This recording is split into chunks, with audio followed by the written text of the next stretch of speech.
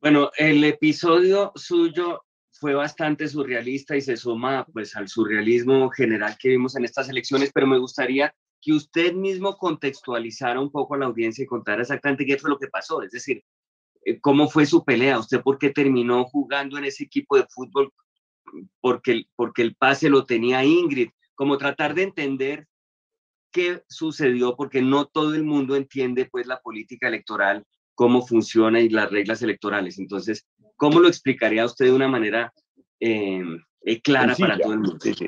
Sí, hay que hacer contexto. En efecto, bueno, la política colombiana es difícil de entender, pero esta historia pues es realmente macombiana, es una cosa alucinante.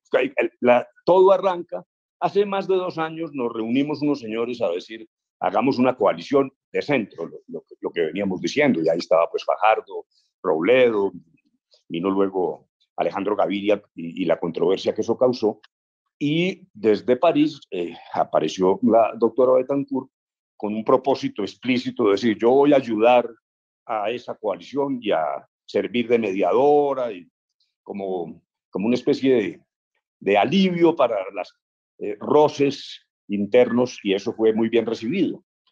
Luego tomó la decisión de ser candidata presidencial y nos contó, y a mí me pareció muy bien. Esa no era la idea inicial, pero bueno, donde me parece que empieza a aparecer un carácter de toma de decisiones unilaterales y bastante autocráticas. Es al momento en que se retira de esa coalición, después de que ya se habían presentado las listas con el aval de varios partidos.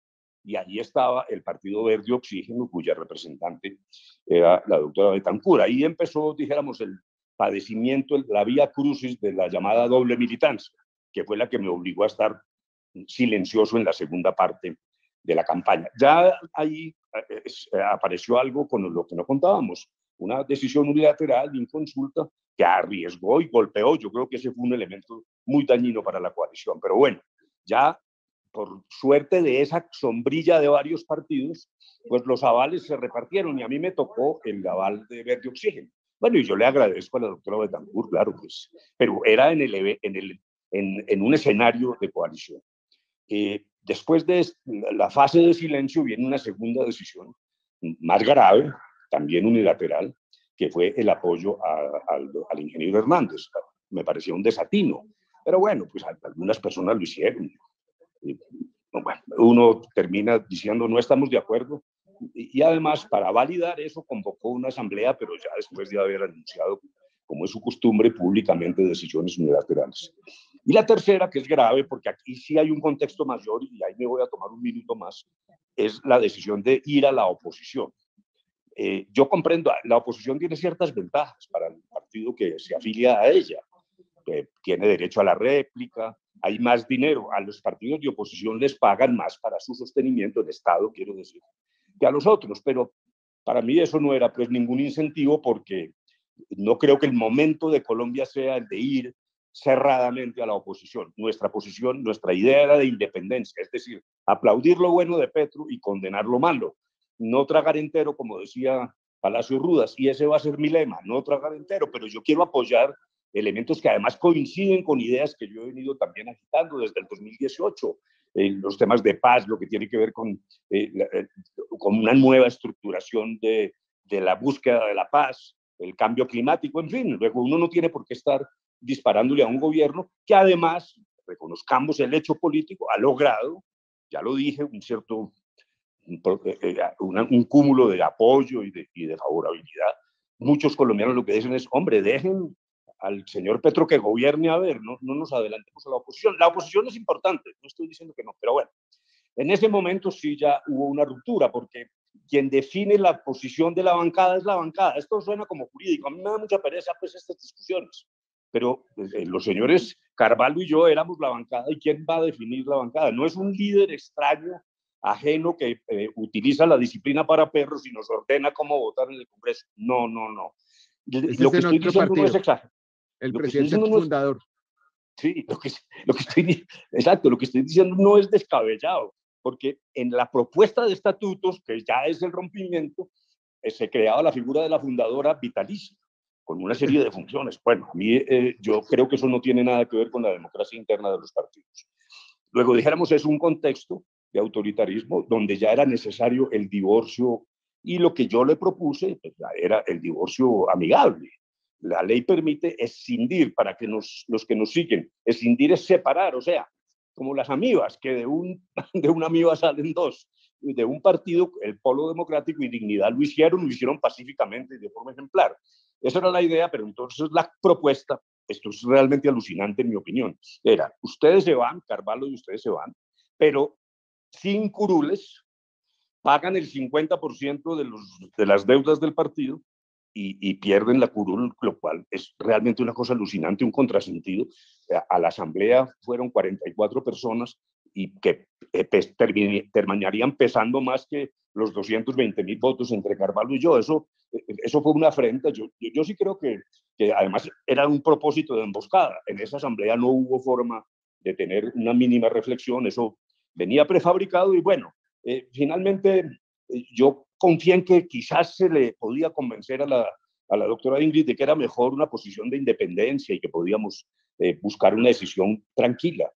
Nos expulsaron, bueno, yo dije en un tuit que en sexto de bachillerato casi me echan de mi colegio, me salvó el profesor de filosofía, que dicen que yo escribía en un periodiquito y que fui muy irreverente, pero esta vez sí lo logré, ¿no?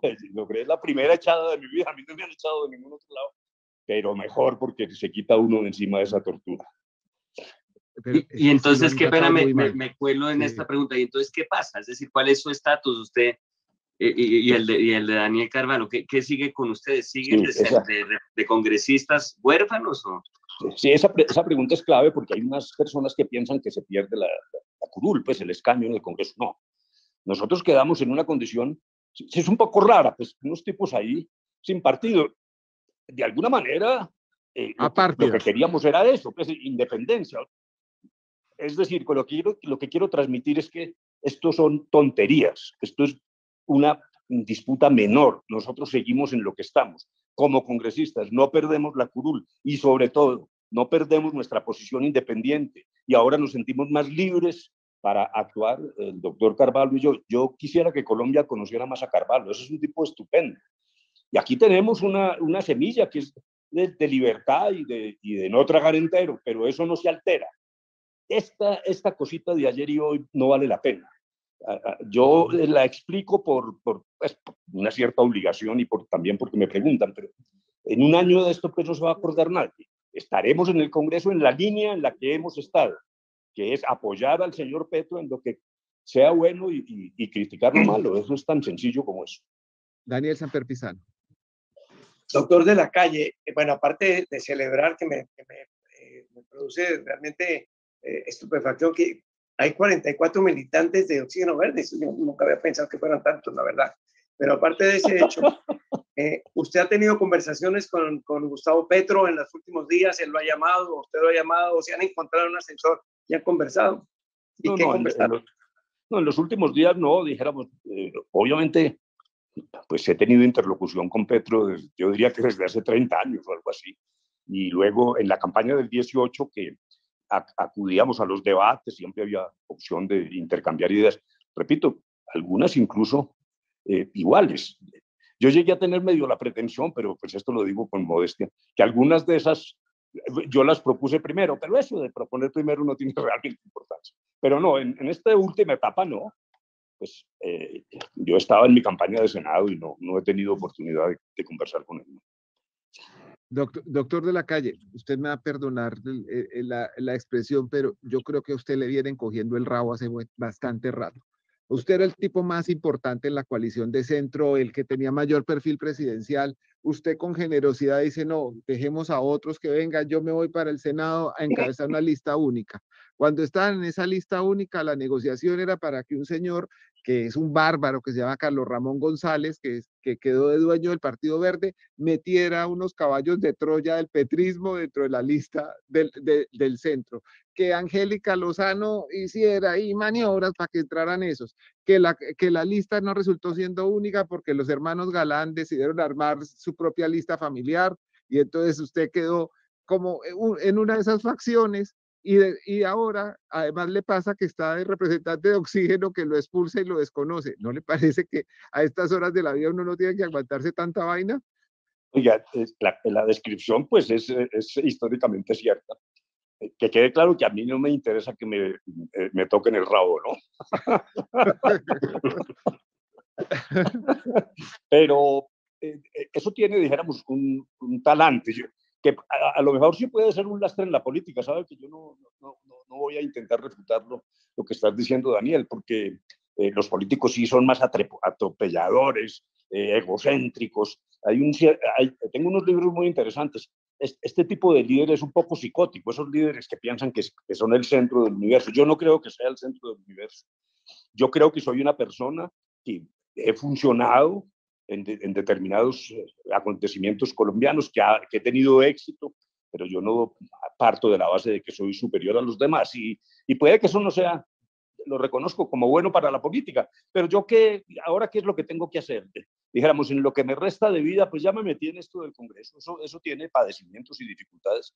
Como ataque me decían, ¿y usted por qué no se va más bien a cuidar sus nietos? Y yo en vez de ataque lo veía era como una cosa más seductora, pero bueno, lo que voy a hacer es trabajar en el Congreso. Tenemos unas ideas centrales de transformación profunda y con eso yo espero pues terminar toda esta vida pública y pues se juzgará por cada quien, pero sí, yo no soy atropellador, dijéramos.